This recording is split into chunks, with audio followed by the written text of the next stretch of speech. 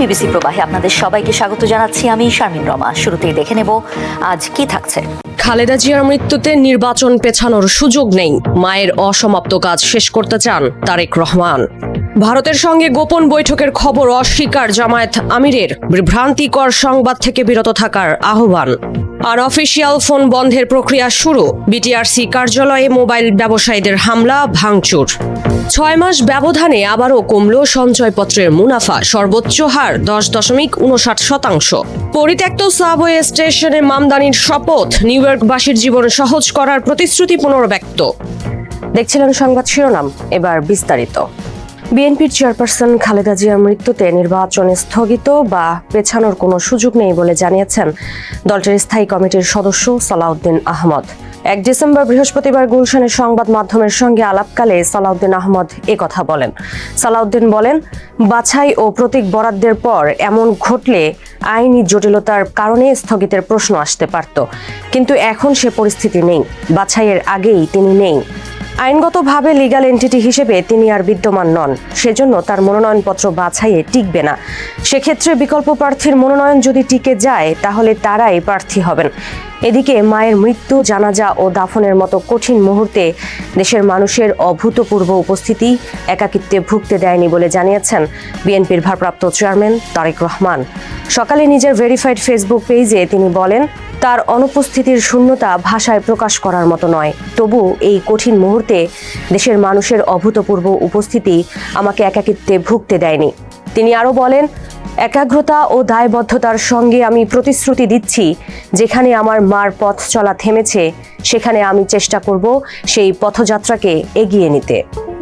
ভারতের সঙ্গে জামায়াত আমিরের গোপন বৈঠক হয়েছে, এমন শিরোনামে সংবাদ মাধ্যমে প্রকাশিত খবরের তীব্র নিন্দা জানিয়েছেন দলটির আমির শফিকুর রহমান। প্রকৃত বিষয় না জেনে এ ধরনের বিভ্রান্তিকর সংবাদ পরিবেশন থেকে বিরত থাকতে সংশ্লিষ্টদের প্রতি আহ্বানও জানিয়েছেন তিনি। 1 জানুয়ারি বৃহস্পতিবার ফেসবুকে নিজের ভেরিফাইড প্রোফাইল থেকে এই সংক্রান্ত বিষয়ে পোস্ট করেন তিনি। পোস্টে তিনি লেখেন, আন্তর্জাতিক মিডিয়া রয়টার্সকে দেওয়া এক সাক্ষাৎকারে একজন সাংবাদিক আমাকে জিজ্ঞেস করেন, ভারত যেহেতু আপনাদের প্রতিবেশী দেশ, তাদের সঙ্গে আপনাদের কোনো যোগাযোগ আছে কিনা, কোনো কথাবার্তা বা বৈঠক হয় কিনা। আমি তখন বলেছিলাম, গত বছরের মাঝামাঝি সময়ে আমি অসুস্থ হওয়ার পর চিকিৎসা শেষে যখন বাসায় ফিরি তখন দেশ বিদেশের অনেকেই আমার সঙ্গে সাক্ষাৎ করতে আসেন। অন্যান্য দেশের সম্মানিত কূটনৈতিকরাও যেমন এসেছেন, তেমনি তখন ভারতের 2 জন কূটনীতিকও আমাকে দেখতে বাসায় এসেছিলেন। অন্যান্যদের মতো তাদের সঙ্গেও আমার কথা হয়েছে। তিনি আরও লেখেন, আমি বিস্মিত যে আমাদের কিছু দেশীয় মিডিয়া ভারতের সঙ্গে জামায়াত আমিরের গোপন বৈঠক হয়েছে বলে সংবাদ পরিবেশন করেছে। আমি এ ধরনের সংবাদের তীব্র নিন্দা জানাই এবং ভবিষ্যতে প্রকৃত বিষয় না জেনে এমন বিভ্রান্তিকর সংবাদ পরিবেশন করা থেকে বিরত থাকার জন্য সংশ্লিষ্টদের প্রতি আহ্বান জানাই। মোবাইল ফোন হ্যান্ডসেট নিবন্ধনের বাধ্যবাধকতার অংশ হিসেবে চালু হয়েছে national equipment identification register NEIR। বৃহস্পতিবার এই পদ্ধতি চালুর প্রতিবাদে এদিন বিকেল 4টার পর রাজধানীর আগারগাঁও টেলিকম খাতের নিয়ন্ত্রক সংস্থা বিটিআরসি কার্যালয়ে হামলা ও ভাঙচুর চালিয়েছেন মোবাইল ব্যবসায়ীরা। NEIR স্থগিতের দাবি করেছে। পুলিশের তেজগাঁও বিভাগের উপকমিশনার ইবনে মিজান বলেছেন, ওরা আকস্মিকভাবে হামলা চালিয়েছে, ইটপাটকেল ছুঁড়ে মারছে, আমরা পরিস্থিতি নিয়ন্ত্রণ করার চেষ্টা করছি। বিটিআরসির একজন কর্মকর্তা বলেন, তারা আসরের নামাজ পড়ছিলেন, এ সময় বাইরে থেকে ইটপাটকেল মারার শব্দ পান। তিনি বলেন, বিকেল 5টার দিকে সেখানে সেনাবাহিনীর একাধিক দল এসে পরিস্থিতির নিয়ন্ত্রণ নিয়েছে। NEIR পদ্ধতির বিরোধিতা করে গত কয়েকদিন ধরে বিক্ষোভ করছিল মোবাইল হ্যান্ডসেটের ব্যবসায়ীরা, যারা নানা অবৈধ রুটে কর ফাঁকি দিয়ে দেশে নিম্নমানের ক্লোনড, ব্যবহৃত ও পুরনো ফোন দেশের বাজারে ঢোকাচ্ছেন বলে অভিযোগ সরকারের। 6 মাসের ব্যবধানে সঞ্চয়পত্রের মুনাফার হার আবারও কমানো হলো। আগামী 6 মাসের জন্য সঞ্চয়পত্রের নতুন মুনাফার হার ঘোষণা করেছে অভ্যন্তরীণ সম্পদ বিভাগ। 1 জানুয়ারি বৃহস্পতিবার থেকে নতুন মুনাফার সিদ্ধান্ত কার্যকর হয়েছে। নতুন হার অনুযায়ী সঞ্চয়পত্রের সর্বোচ্চ মুনাফার হার হবে 10.59% এবং সর্বনিম্ন মুনাফার হার হবে 8.74%। গত জুলাই মাসেও মুনাফার হার কমানো হয়েছিল, এখন 6 মাস পর আবারও কমানো হলো। প্রতি 6 মাস পর পর সঞ্চয়পত্রের মুনাফার হার পর্যালোচনা করা হয়। ঘোষণা অনুযায়ী দেখা যাচ্ছে কম বিনিয়োগের ক্ষেত্রে মুনাফার হার তুলনামূলকভাবে বেশি বিনিয়োগের ক্ষেত্রে মুনাফার হার কম। এক্ষেত্রে সীমা নির্ধারণ করা হয়েছে 7,50,000 টাকা। এ পরিমাণ বা এর কম হলে মুনাফার হার বেশি হবে। 7,50,000 টাকার বেশি বিনিয়োগের ক্ষেত্রে মুনাফার হার কমে আসবে। আয় ও ঋণ ব্যবস্থাপনার অংশ হিসেবে সরকার নিয়মিতভাবে সঞ্চয়পত্রের মুনাফার হার নির্ধারণ করে থাকে। নিউ ইয়র্ক নগরের ইতিহাসে প্রথম মুসলিম ও প্রথম দক্ষিণ এশীয় বংশোদ্ভূত মেয়র হিসেবে শপথ নিয়েছেন জোহরান মামদানি। 34 বছর বয়সী জোহরানের জন্ম উগান্ডায়, তবে তার মা বাবা দুজনই ভারতীয় বংশোদ্ভূত। জোহরান নিউ ইয়র্ক নগরের 1 শতাব্দীর ইতিহাসে সবচেয়ে কম বয়সী মেয়র। নিউ ইয়র্কের ওল্ড সিটি হলের নিচের একটি পরিত্যক্ত সাবওয়ে স্টেশনে তার শপথ গ্রহণ অনুষ্ঠান হয়। 1 জানুয়ারি বৃহস্পতিবার শপথ নেওয়ার পরপর জোহরান বলেন, এটি সত্যি জীবনের এক অনন্য সম্মান ও সুযোগ। এর আগে বার্তা সংস্থা এপির প্রতিবেদনে বলা হয়েছিল, নিউ ইয়র্কের ইতিহাসে এই প্রথম কোনো মেয়র পবিত্র ধর্মগ্রন্থ কোরআন ছুঁয়ে শপথ নিতে যাচ্ছেন। জোহরানের এই শপথ গ্রহণ একই সঙ্গে শহরটির জন্য আরও কিছু ঐতিহাসিক মুহূর্তের সাক্ষী হয়ে থাকছে। খালেদা জিয়ার সুদীর্ঘ রাজনৈতিক জীবনে ভারতের সঙ্গে তার সম্পর্ক যে খুব সহজ বা স্বাভাবিক ছিল, এটা কিন্তু কখনোই বলা যাবে না। সেই 1977 সাল থেকে তিনি ভারত সফরে আসছেন। তখন ছিলেন প্রেসিডেন্ট জিয়াউর রহমানের স্ত্রী বা ফার্স্ট লেডি হিসেবে তিনি ভারতে এসেছিলেন। এরপরেও প্রধানমন্ত্রী হিসেবে, এমনকি বিরোধী নেত্রী হিসেবেও তিনি অসংখ্যবার দিল্লিতে এসেছেন। ভারতের সর্বোচ্চ নেতৃত্বের সঙ্গে বহু বৈঠক করেছেন। কিন্তু এই সম্পর্কটা ঠিক কখনোই যে সহজ হয়েছে তা বলা যাবে না। এবং যে দুটো বড় লম্বা মেয়াদে তিনি প্রধানমন্ত্রী ছিলেন, প্রথম দফায় 1991 থেকে 1996 এবং দ্বিতীয় দফায় 2001 থেকে 2006, এই দুটো মেয়াদে ভারতের সঙ্গে তার সম্পর্কের ক্ষেত্রে কিন্তু আকাশ পাতাল ফারাক ছিল। কেন, সেটাও বোঝা দরকার। 1991 যখন খালেদা জিয়া প্রথমবার প্রধানমন্ত্রী হন, সেটা ছিল প্রায় 16 বছরে বাংলাদেশের স্বৈর শাসনের বা সামরিক শাসনের অবসানের পর প্রথম একটা গণতান্ত্রিক সরকারের প্রত্যাবর্তন, এবং ভারতের কাছেও ছিল সেটা একটা খুব ওয়েলকাম চেঞ্জ। ভারতও সেই পরিবর্তনটাকে স্বাগত জানিয়েছিল। এবং 1991-তে ক্ষমতায় আসার 1 বছরের মাথায় 1992-তেই কিন্তু প্রধানমন্ত্রী খালেদা জিয়া প্রথমবারের মতো ভারতে দ্বিপাক্ষিক সফরে আসেন, এবং সেই রাষ্ট্রীয় সফরেই একটা যৌথ বিবৃতি স্বাক্ষরিত হয়, যে বিবৃতিটায় প্রথমবারের মতো স্বীকার করা হয়েছিল বাংলাদেশের তরফ থেকে যে একটা অবৈধ অনুপ্রবেশ ভারতে ঘটছে বাংলাদেশ থেকে, এবং ভারত মনে করেছিল এই যে স্বীকার করা হলো বাংলাদেশের দিক থেকে, এটা একটা বড় অর্জন। কারণ আমরা সবাই জানি অবৈধ অনুপ্রবেশটাকে ভারত বাংলাদেশের দিক থেকে একটা বিরাট সমস্যা বলে মনে করে, যার রেশ আজও চলছে, যেটার ধাক্কা নানাভাবে আজও চলছে। এটা কিন্তু একমাত্র যে যৌথ বিবৃতিতে বাংলাদেশের তরফে স্বীকার করা হয়েছিল, সেটা স্বাক্ষরিত হয়েছিল খালেদা জিয়ার আমলে। এই ধরনের কোনো স্বীকৃতি এমনকি শেখ হাসিনার সময়ও আসেনি। ফলে 1991 থেকে 96 পর্বটা ছিল অনেক স্বাভাবিক, অনেক সহজ।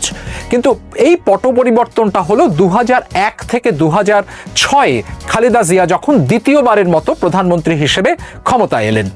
প্রথমবারের তুলনায় এবারের দ্বিতীয় পরিবর্তনটা ছিল, জামাতে ইসলামী ছিল তখন তার কোয়ালিশন বা জোট সরকারের সঙ্গী, যে 4 দলীয় জোট সরকারের তিনি তখন নেতৃত্ব দিচ্ছিলেন। জামাতে ইসলামী তাতে শরিক ছিল।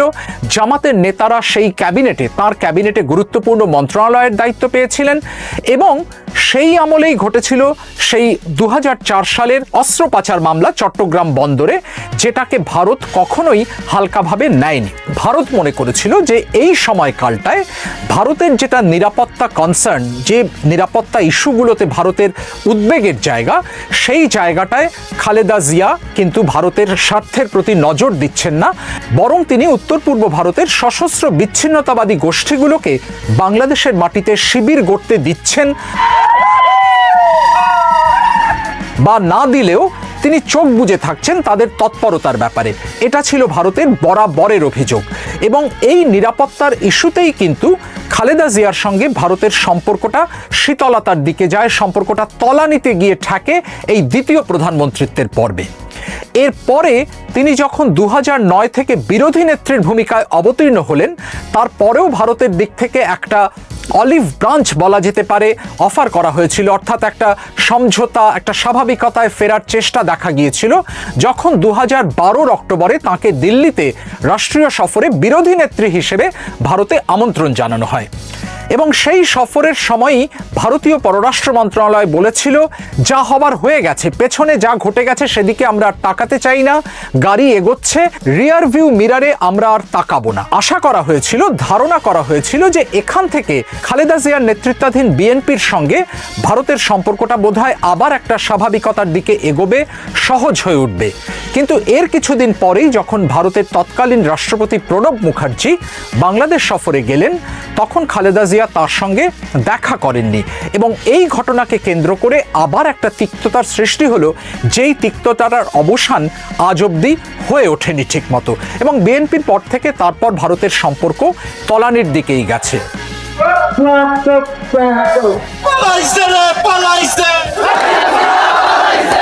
আবার একটা নাটকীয় পরিবর্তন হলো 2024-এর 5ই আগস্ট, যখন শেখ হাসিনাকে দেশ ছেড়ে ভারতে এসে আশ্রয় নিতে হলো। এবং এরপর থেকে ভারত যতই এই বাস্তবতাটা অনুধাবন করেছে যে পরবর্তী নির্বাচনে বিএনপির আসার, ক্ষমতায় ফেরার সম্ভাবনা একটা যথেষ্ট আছে, এবং তখন থেকেই কিন্তু বিএনপির সঙ্গে সম্পর্ক স্বাভাবিক করার একটা তাগিদ আবার ভারতের দিক থেকে দেখা গেছে।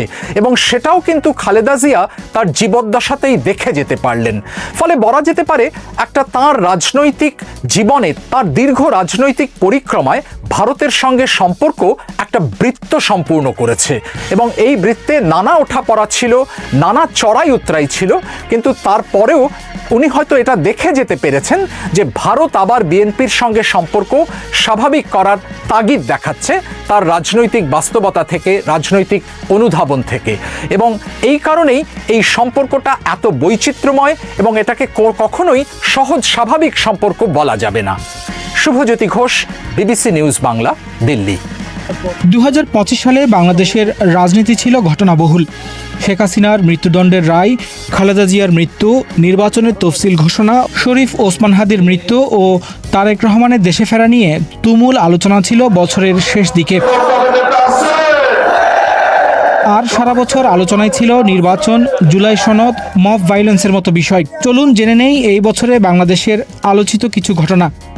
গণ অভ্যুত্থানের মুখে আওয়ামী লীগ সরকার ক্ষমতাচ্যুত হওয়ার 6 মাস পর ফেব্রুয়ারি মাসের প্রথম সপ্তাহে ধানমন্ডি 32 নম্বরে বাংলাদেশের প্রতিষ্ঠাতা রাষ্ট্রপতি শেখ মুজিবুর রহমানের বাসভবন ভাঙচুরের ঘটনা ঘটেছে। ক্ষমতাচ্যুত হওয়ার 6 মাস পর ছাত্র সমাজের উদ্দেশ্যে শেখ হাসিনা ভাষণ দেবেন, এমন খবর আসার পর জুলাই আন্দোলনকারীদের মধ্যে তীব্র প্রতিক্রিয়া দেখা যায়। 30-এর প্রথম কিবলা আমরা আজকে ভেঙে গুড়িয়ে দিচ্ছি। শেখ হাসিনা বক্তব্য দিলে ধানমন্ডি 32 নম্বরের ভবনে ভাঙচুর চালানো হবে উল্লেখ করে সামাজিক মাধ্যমে নানান পোস্ট দেওয়া হয়। তবে ভাষণের আগেই 5 ফেব্রুয়ারি রাতে সেখানে ভাঙচুর শুরু হয় এবং আগুন ধরিয়ে দেওয়া হয়। ভবনটি থেকে অবকাঠামোর বিভিন্ন জিনিস লুটের ঘটনাও ঘটেছে। এই ভাঙচুর পরদিনও চলতে থাকে এবং এক্সকেভেটর ব্যবহার করা হয়। এই ধরনের ঘটনা উস্কে দেওয়ার জন্য আওয়ামী লীগ ও শেখ হাসিনাকে দায়ী করে প্রায় সব রাজনৈতিক দল। তবে পরিস্থিতি নিয়ন্ত্রণে সরকারের ব্যর্থতা ও আইনশৃঙ্খলা রক্ষাকারী বাহিনীর নিষ্ক্রিয়তাকেও দায়ী করেন কেউ কেউ। বছরের দ্বিতীয় মাসে আত্মপ্রকাশ করে কোটা সংস্কার আন্দোলনের নেতৃত্বে থাকা শিক্ষার্থীদের রাজনৈতিক দল জাতীয় নাগরিক পার্টি বা এনসিপি। 2024 সালের গণ অভ্যুত্থানের মুখে শেখ হাসিনা সরকারের পতনের পর থেকেই শিক্ষার্থীরা রাজনৈতিক দল গঠন করবেন এমন আলোচনা ছিল। প্রথম দিকে রাজনৈতিক দল গঠনের বিষয়ে স্পষ্ট করে কিছু না বললেও শেষ পর্যন্ত বেশ ঘটা করেই আত্মপ্রকাশ করে এনসিপি। বাংলাদেশে ভারতপন্থী, পাকিস্তানপন্থী কোনো রাজনৈতিক স্থায়ী হবে না। দলটির নেতৃত্ব দেওয়ার জন্য জুলাই আন্দোলনের অন্যতম নেতা নাহিদ ইসলাম অন্তর্বর্তী সরকারের উপদেষ্টার পদ থেকে পদত্যাগ করেন। 28 ফেব্রুয়ারি যাত্রা শুরু করে এনসিপি। দলের আহ্বায়কের দায়িত্ব পান নাহিদ ইসলাম এবং সদস্য সচিব হন আক্তার হোসেন। এই বছরের 13ই মার্চ 4 দিনের সফরে বাংলাদেশে এসেছিলেন জাতিসংঘ মহাসচিব আন্তোনিও গুতেরেস। সফরের দ্বিতীয় দিন তার রামাদান সলিডারিটি ক্যাম্পেইনের অংশ হিসেবে একদিন রোজা রাখেন তিনি এবং প্রায় 1 লাখ রোহিঙ্গার সাথে উখিয়াতে ইফতার করেন। এই বছরের জুন মাসে বাংলাদেশের অন্তর্বর্তী সরকারের প্রধান উপদেষ্টা মোহাম্মদ ইউনূসের সাথে বিএনপির ভারপ্রাপ্ত চেয়ারম্যান তারেক রহমানের বৈঠক ছিল বাংলাদেশের রাজনীতিতে অন্যতম আলোচিত ঘটনা। এই বৈঠকের পরই ফেব্রুয়ারির প্রথম দিকেই নির্বাচন অনুষ্ঠিত হবে বলে সরকারের পক্ষ থেকে জানানো হয় এবং নির্বাচন নিয়ে যে ধোঁয়াশা ছিল তাও কেটে গেছে বলে মনে করা হয়। যদিও এই বৈঠক নিয়ে সেই সময় অন্যান্য রাজনৈতিক দলগুলো ব্যাপক প্রতিক্রিয়া দেখিয়েছিল। গোপালগঞ্জে জাতীয় নাগরিক পার্টি বা এনসিপির কর্মসূচি ঘিরে হামলা সংঘর্ষে 5 জনের প্রাণহানির ঘটনা ঘটে। দেশব্যাপী পদযাত্রার অংশ হিসেবে এনসিপির নেতারা আওয়ামী লীগ অধ্যুষিত গোপালগঞ্জে 16 জুলাই সমাবেশ করতে গিয়ে এক পর্যায়ে অবরুদ্ধ হয়ে পড়ে। এনসিপির এই পদযাত্রা কর্মসূচি গোপালগঞ্জে যাওয়ার আগে নাম পরিবর্তন করে মার্চ টু গোপালগঞ্জ করা হয়। তখন থেকে কর্মসূচি ঘিরে শঙ্কা ও উত্তেজনা বাড়তে থাকে। পরে সেনাবাহিনী ও পুলিশের পাহারায় তারা গোপালগঞ্জ ছাড়েন। এর আগে আইনশৃঙ্খলা বাহিনীর সাথে হামলাকারীদের দফায় দফায় সংঘর্ষের পর প্রথমে শহরে 144 ধারা এবং পরে কারফিউ জারি করা হয়। আমি জুলাই ঘোষণাপত্র আপনাদের সবার সামনে উত্থাপন করলাম। জুলাই অভ্যুত্থানে যারা মারা গেছেন তাদের জাতীয় বীর এবং আন্দোলনকারী ছাত্র জনতা পাবে আইনি সুরক্ষা, এমন বিধান রেখে জুলাই ঘোষণাপত্র প্রকাশ করে বাংলাদেশের অন্তর্বর্তীকালীন সরকার। এই ঘোষণাপত্র সংবিধানে অন্তর্ভুক্ত থাকবে বলে উল্লেখ করা হয়েছে। জুলাই ঘোষণাপত্র প্রকাশ এবং এতে কি কি থাকবে এই নিয়ে রাজনৈতিক দলগুলোর মধ্যে ব্যাপক মতপার্থক্য তৈরি হতে দেখা যায়। শেষ পর্যন্ত বেশ কিছু বিষয়ে অমীমাংসিত রেখেই 5ই অগাস্ট জুলাই ঘোষণাপত্রে স্বাক্ষর করে রাজনৈতিক দলগুলো। 2025 সালের 21শে জুলাই ঢাকার মাইলস্টোন স্কুল অ্যান্ড কলেজ প্রাঙ্গণে বিমান বাহিনীর একটি প্রশিক্ষণ বিমান বিধ্বস্ত হয়ে ব্যাপক হতাহতের ঘটনা ঘটে। এই ঘটনায় শিক্ষার্থী, অভিভাবক, শিক্ষক সহ 36 জন নিহত এবং 150 শতাধিক আহত হয়। নিহতদের মধ্যে বেশিরভাগ ছিল শিশু। এতগুলো শিশুর প্রাণহানির ঘটনায় সারা দেশের মানুষ শোকাচ্ছন্ন হয়ে পড়ে। এই বছরের 18 অক্টোবরে ভয়াবহ অগ্নিকাণ্ড হয় বাংলাদেশের প্রধান বিমানবন্দর শাহজালাল আন্তর্জাতিক বিমানবন্দরের কার্গো ভিলেজে। গুরুত্বপূর্ণ এই স্থাপনায় আগুন কোনো নাশকতার অংশ কিনা তা নিয়ে ব্যাপক আলোচনা শুরু হয়। এই অগ্নিকাণ্ডে প্রায় 12,000 কোটি টাকার আমদানি পণ্য পুড়ে গেছে বলে দাবি করেন ব্যবসায়ীরা। We have decided to inflict her with only one sentence, that is sentence of death. এই বছরের 17 নভেম্বর মানবতা বিরোধী অপরাধের মামলায় বাংলাদেশের ক্ষমতাচ্যুত প্রধানমন্ত্রী শেখ হাসিনা সহ 3 জনের বিরুদ্ধে রায় দেয় বাংলাদেশের আন্তর্জাতিক অপরাধ ট্রাইব্যুনাল। রায়ে শেখ হাসিনা ও সাবেক স্বরাষ্ট্রমন্ত্রী আসাদুজ্জামান খান কামালের মৃত্যুদণ্ড দেওয়া হয় এবং রাজশাহী সাবেক আইজিপি চৌধুরী আবদুল্লাল মামুনকে 5 বছরের কারাদণ্ড দেওয়া হয়। এই রায় ঘিরে কার্যক্রম নিষিদ্ধ আওয়ামী লীগ লকডাউন ও শাটডাউনের মতো কর্মসূচি ঘোষণা দেয়। এই সময়কালে দেশের বিভিন্ন স্থানে বেশ কিছু ককটেল বিস্ফোরণ ও যানবাহনে অগ্নিসংযোগের ঘটনা ঘটে। 2025 সালের নভেম্বরের শেষ সপ্তাহে তীব্র ভূমিকম্পে কেঁপে ওঠে ঢাকাসহ আশেপাশের এলাকা। এর উৎপত্তিস্থল ছিল নরসিংদী জেলা শহর থেকে 14 কিলোমিটার পশ্চিম ও দক্ষিণ পশ্চিম দিকে এবং ভূপৃষ্ঠ থেকে 10 কিলোমিটার গভীরে। আবহাওয়াবিদরা জানান রিক্টার স্কেলে 5.7 মাত্রার এই ভূমিকম্প গত কয়েক দশকে দেশের ভেতর উৎপত্তি হওয়া সবচেয়ে শক্তিশালী ভূমিকম্প ছিল। এতে 10 জন নিহত হন এবং 450-র বেশি মানুষ আহত হয় বলে জানিয়েছে দুর্যোগ ব্যবস্থাপনা অধিদপ্তর। মাসের 12 তারিখ রোজ বৃহস্পতিবার 300 আসনে ত্রয়োদশ জাতীয় সংসদ সাধারণ নির্বাচন। বছর জুড়ে আলোচিত বিষয় ছিল নির্বাচন। নির্বাচনের সময় নিয়েও ছিল নানান আলোচনা ও রাজনৈতিক বিতর্ক। 11 ডিসেম্বর সন্ধ্যায় জাতির উদ্দেশ্যে ভাষণে এই নির্বাচনের তফসিল ঘোষণা করেন প্রধান নির্বাচন কমিশনার AMM নাসিরউদ্দিন। তিনি জানান 2026 সালের 12 ফেব্রুয়ারি অনুষ্ঠিত হবে বাংলাদেশের ত্রয়োদশ জাতীয় সংসদ নির্বাচন। নির্বাচন হবে কিনা এই নিয়ে রাজনৈতিক অঙ্গনে যেসব বিতর্ক চলছিল এর মধ্য দিয়ে তার অবসান ঘটে। ত্রয়োদশ জাতীয় সংসদ নির্বাচনে ঢাকা 8 আসনের নির্বাচনী প্রচারণা চালানোর সময় গুলিবিদ্ধ হন একজন সম্ভাব্য প্রার্থী ও ইনকিলাব মঞ্চের আহ্বায়ক শরীফ ওসমান হাদি। তফসিল ঘোষণার পরদিনই একজন সম্ভাব্য প্রার্থীর উপর এমন হামলা ব্যাপক আলোচনার জন্ম দেয়। মাথায় গুলিবিদ্ধ হাদিকে প্রথমে ঢাকা মেডিকেলে ও পরে এভারকেয়ার হাসপাতাল এবং সর্বশেষ সিঙ্গাপুরে উন্নত চিকিৎসার জন্য পাঠানো হয়। গুলিবিদ্ধ হওয়ার 1 সপ্তাহ পর সিঙ্গাপুরে চিকিৎসাধীন অবস্থায় মারা যান শরীফ ওসমান হাদি। তার মৃত্যুর খবর ছড়িয়ে পড়ার পর ঢাকায় ব্যাপক বিক্ষোভ শুরু হয় এবং বাংলাদেশ বাংলাদেশের দুইটি প্রভাবশালী দৈনিক প্রথম আলো ও ডেইলি স্টারে হামলার ঘটনা ঘটে। হাদির জানাজাকে কেন্দ্র করে ঢাকায় ব্যাপক জনসমাগম হয় এবং লাখো মানুষ তার জানাজায় অংশ নেয়। 17 বছরের নির্বাসিত জীবন কাটিয়ে এই বছরের 25শে ডিসেম্বর সপরিবারে বাংলাদেশে ফিরে এসেছেন বিএনপির ভারপ্রাপ্ত চেয়ারম্যান তারেক রহমান। তারেক রহমানকে স্বাগত জানাতে বিমানবন্দর থেকে শুরু করে ঢাকার 300 ফিটে সংবর্ধনা স্থল পর্যন্ত জমায়েত হন বিএনপির বিপুল সংখ্যক নেতাকর্মী ও সমর্থক। ঢাকায় ফিরে পূর্বাচল 300 ফিট সড়কে সংবর্ধনা অনুষ্ঠানে বক্তব্য দেন তারেক রহমান। তিনি বলেন, দেশের জন্য পরিকল্পনা আছে এবং যে কোনো মূল্যে উস্কানির মুখে শান্ত থাকতে হবে। আমরা দেশে শান্তি চাই। 2025 সালের একেবারে শেষে এসে বাংলাদেশের সাবেক 3বারের প্রধানমন্ত্রী ও বিএনপি চেয়ারপারসন খালেদা জিয়ার মৃত্যু ছিল সবচেয়ে আলোচিত ঘটনা। নভেম্বরের শেষ সপ্তাহে ফুসফুস ও হৃদযন্ত্রের গুরুতর সংক্রমণ নিয়ে সংকটাপন্ন অবস্থায় রাজধানীর এভারকেয়ার হাসপাতালে ভর্তি হন বিএনপির চেয়ারপারসন খালেদা জিয়া। সশস্ত্র বাহিনী দিবসের অনুষ্ঠানে যোগ দেওয়ার পরদিনই হাসপাতালে ভর্তি করা হয় তাকে। এক পর্যায়ে বিশেষ গুরুত্বপূর্ণ ব্যক্তি হিসেবে তাকে এসএসএফের নিরাপত্তা দেওয়ার সিদ্ধান্ত নেয় সরকার। এই সময় খালেদা জিয়াকে বিদেশে নেওয়ার বিষয়ে বিভিন্ন আলোচনা ও তৎপরতা দেখা যায়। এয়ার অ্যাম্বুলেন্সে করে লন্ডনে পাঠানোর কথাও জানানো হয়, ঠিক করা হয় দিনক্ষণ। তবে মেডিকেল বোর্ডের সিদ্ধান্তে শেষ পর্যন্ত তাকে দেশে রেখেই চিকিৎসা দেওয়ার সিদ্ধান্ত নেওয়া হয়।